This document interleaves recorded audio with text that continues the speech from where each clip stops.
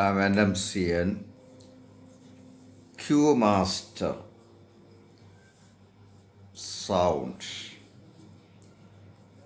Question number 1. Velocity of sound in air at 16 degrees Celsius is 340 meters per second. What will be the velocity if the pressure is doubled and temperature is changed to 51 degree Celsius? ഒരു ഗ്യാസിൻ്റെ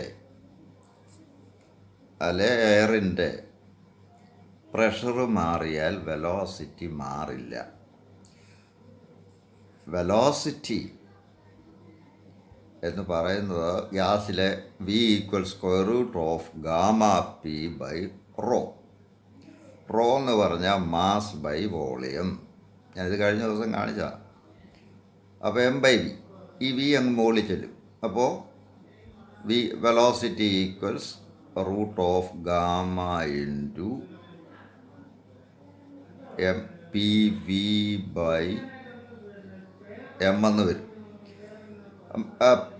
mass constant, molar മാസോ എന്തെങ്കിലും എടുത്താൽ. പിന്നെ റൂട്ടിനകത്ത് വരുന്ന gamma കോൺസ്റ്റൻ്റാണ്. PV is a constant. Pressure കൂടുമ്പോൾ volume അനുസരിച്ച് മാറും. അപ്പോൾ പ്രഷറുമായിട്ട് ഒരു ബന്ധവുമില്ല. പ്രഷർ മാറിയാൽ വെലോസിറ്റി മാറില്ല.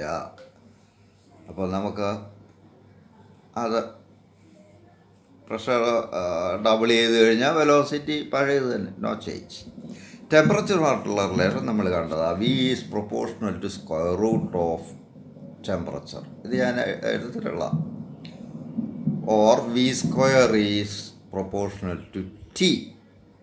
That means V1² is proportional to T1 and V2² is proportional to T2. So V1²/V2² equals T1/T2 എന്ന് വരും. ഇവിടെ T1 ഈ ടെമ്പറേച്ചർ കെൽവിനിലായിരിക്കണം. സെൽഷ്യസിൽ തന്നാൽ ഇത് കെൽവിനിൽ മാറ്റണം. 273 ആഡ് ചെയ്യണം. അപ്പോൾ T1 ഈസ് 273 + 16. അല്ലേ? That is 289 Kelvin. T2 is 273 + 51. That is 324 Kelvin. ഇനി സബ്സ്റ്റിറ്റ്യൂട്ട്. V1 തന്നിട്ടുണ്ട്. V1 is 340 meters per second. അപ്പോൾ ഇതിനകത്തോട്ട് സബ്സ്റ്റിറ്റ്യൂട്ട് ചെയ്യാം. V1²/V2² equals T1/T2. അപ്പോൾ 340² equals 289/324. Therefore V2 equals ഇതിൻ്റെ സ്ക്വയർ റൂട്ട് അങ്ങ് എടുത്താൽ മതി.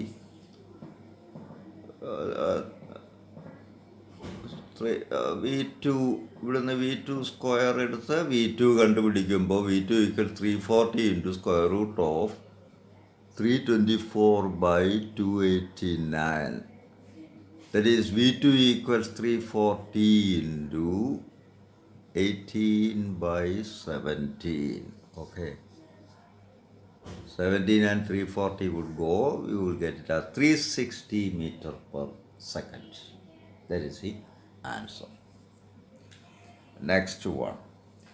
A string of mass 2.5 kilogram and length 20 meter is under tension of 200 Newton. If it is struck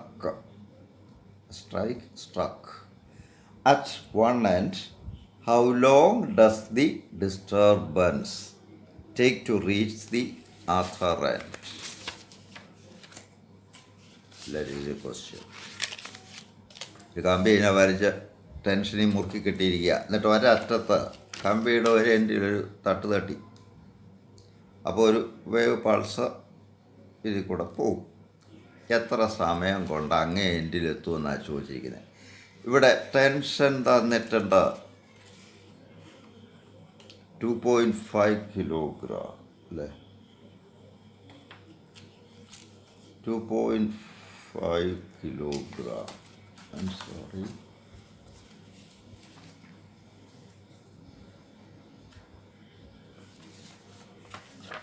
No, 200 Newton.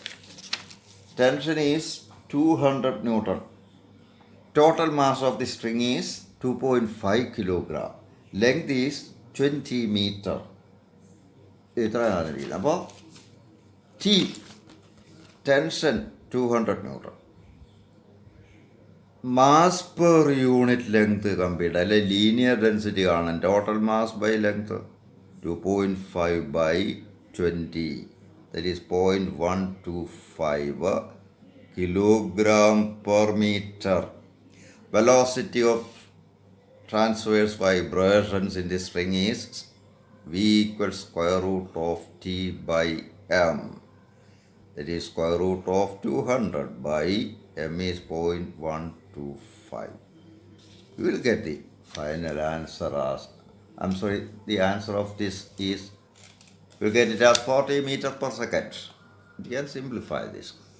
40 meter per second. Then, this is the velocity of the disturbance with which it is moving through the string. Now, how long does it take to reach the other end of the idea? Well, distance equals velocity into time. S equals V into T. So, T equals S by V. S എന്ന് പറഞ്ഞാൽ സ്ട്രിങ്ങിൻ്റെ length തന്നെയാണ്. ഒരു എൻഡിൽ നിന്ന് മറ്റേ എൻഡിൽ ചിലരുടെ സമയം എടുത്തിരിക്കുന്നത്. അപ്പോൾ S എന്ന് പറഞ്ഞാൽ സ്ട്രിങ്ങിൻ്റെ length 20 by velocity S by V. Velocity is 40. Answer is 0.5 seconds. That is the answer. Another one. A steel rod 1 meter long is clamped at its middle. When it is rubbed lengthwise, it produces longitudinal vibrations of fundamental frequency 2.53 kilohertz. What is the speed of sound in steel? That's the question.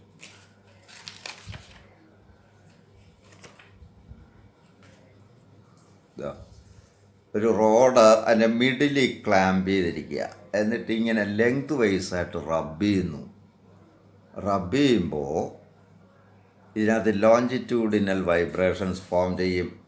Length കൂടുകയും കുറയുകയും ചെയ്തുകൊണ്ടിരിക്കും. അതാ longitudinal vibrations. റോഡിന് പാരലായിട്ടല്ലേ length കൂടുന്നതും കുറയുന്നതും. ഇത്തരം vibrations form ചെയ്യും. അതിൻ്റെ node സെൻറ്ററിൽ ക്ലാംപ്ടൺ ഭാഗത്ത് നോഡ് വരുന്നെന്നാണ് പറയുന്നത്. രണ്ട് എൻഡിലും അപ്പോൾ ആൻറ്റി നോഡ് വരും. ലോഞ്ചിറ്റ്യൂഡിലായതുകൊണ്ട് ഇങ്ങനെ മനസ്സിലാക്കാൻ വേണ്ടി, കാൽക്കുലേഷന് വേണ്ടി ട്രാൻസ്വേഴ്സ് മോഡ് ഞാൻ വരച്ച് കാണിച്ചിട്ടുണ്ടെന്നേ ഉള്ളൂ.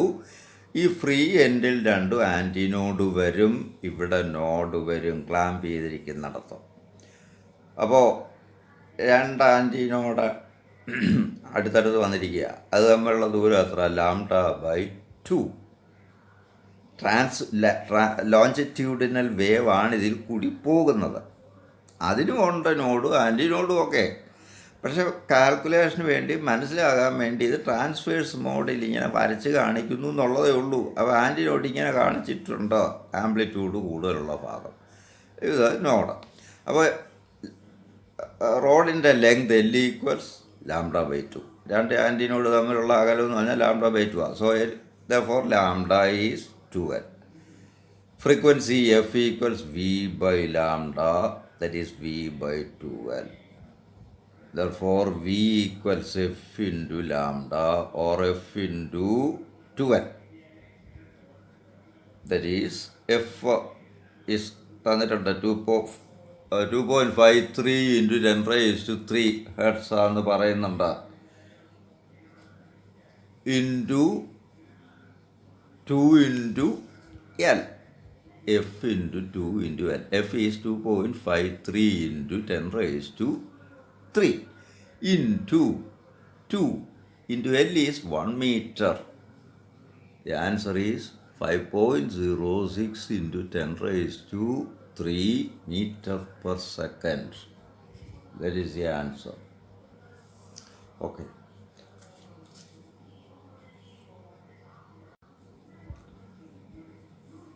Another one. 2 wires of radii small r and 2r, small r, 2r are joined together end to end and is kept under tension T, capital T, such that the 2 segments are of equal length. Assuming that a node is formed at the joint, find the ratio of number of loops when vibrating transversely in unison with a tuning fork.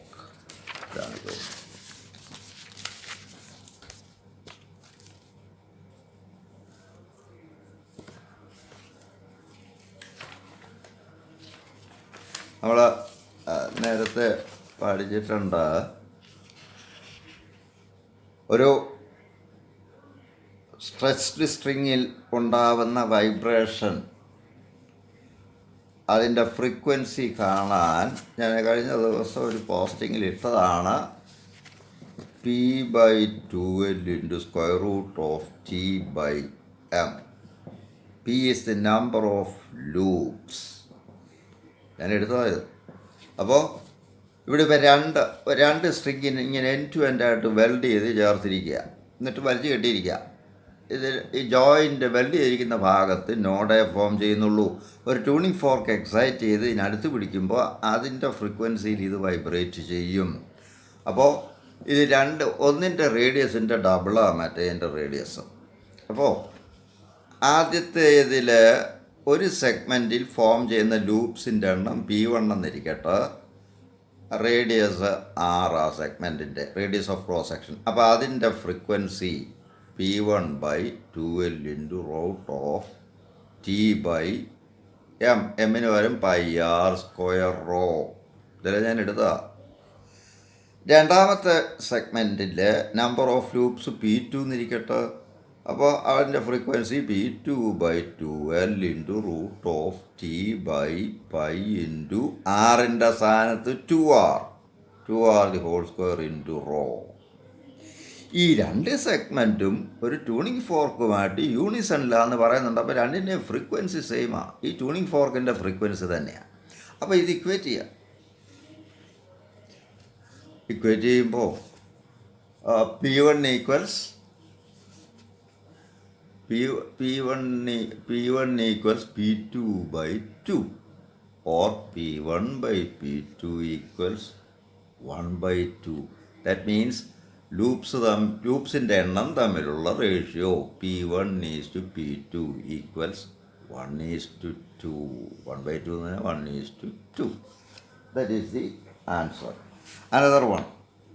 A certain length of a string has its one end attached to the prong of a 640 Hz tuning fork, the other end to a 1616 Newton load which hangs vertically. On exciting the fork, the string is found to vibrate in transverse mode in 2 loops. What is the number of loops when the load is replaced by 64 Newton? That is the answer. Question. ഇവിടെ ഇത് തന്നെ ഒരു tuning ഫോർക്കിൻ്റെ ഒരു പ്രോങ്ങിൽ നിന്ന് കെട്ടിയിട്ടിരിക്കുക ചരട്, എന്നിട്ട് മറ്റേ എൻ്റെ ഒരു പുള്ളി കൂടെ ഇട്ട ഒരു ലോഡ് അവിടെ ഇട്ടിട്ടുണ്ട്. ഈ ട്യൂണിംഗ് ഫോർക്ക് എക്സൈറ്റ് ചെയ്യുമ്പോൾ അതിനകത്ത് സ്റ്റേഷനറി വേവ് സ്ട്രിങ്ങിലുണ്ടാകും. അതിൻ്റെ ഫ്രീക്വൻസി ഈ ട്യൂണിംഗ് ഫോർക്കിൻ്റെ ഫ്രീക്വൻസി തന്നെയാണ്. അതിൻ്റെ പ്രോങ്ങിൽ നിന്നല്ല കെട്ടിയിട്ടിരിക്കും. ഇപ്പം ഫ്രീക്വൻസി ലോഡ് മാറ്റിയാലും ഫ്രീക്വൻസി മാറത്തില്ല, ടെൻഷൻ മാറിയാലും. അപ്പോൾ നമുക്ക് നമ്പർ ഓഫ് ലൂപ്സ് P/2L ഈ ഫോർമുല തന്നെ ഉപയോഗിക്കേണ്ട. മുമ്പത്തെ പ്രോബ്ലത്തിൽ ആദ്യം 2 ലൂപ്സാണ് ഫോം ചെയ്യുന്നത്. 2/2L ടെൻഷൻ അപ്പോൾ 16 ന്യൂട്ടണാണ് m എത്രയും ആയിക്കോട്ടെ. This must be equal to രണ്ടാമത്തെ കേസിൽ number of loops P unknown ആകും /2L √of 64 ആയപ്പോഴത്തെ ടെൻഷൻ m. ഈ 2L ക്യാൻസൽ ചെയ്യും, √m ക്യാൻസൽ ചെയ്യും, പോയിട്ട് 2 × 16√4 equals p × 64√8, from which p equals 1. അപ്പോൾ ടെൻഷൻ മാറ്റിയപ്പോൾ അല്ല, ലൂപ്സിൻ്റെ എണ്ണം 1 ആയി. നേരത്തെ 2 ആയിരുന്നു, ഇപ്പോൾ 1 ആയി. ഇതൊക്കെ എൻട്രൻസിന് ചോദിക്കുമ്പോൾ നമുക്ക് എളുപ്പമാർഗമുണ്ട്. ഇതിപ്പോൾ ബോർഡ് എക്സാമിനേഷനൊക്കെ ചോദിച്ചാലാണ് ഇങ്ങനെ സ്റ്റെപ്സായിട്ട് ചെയ്യേണ്ടത്. Thank you.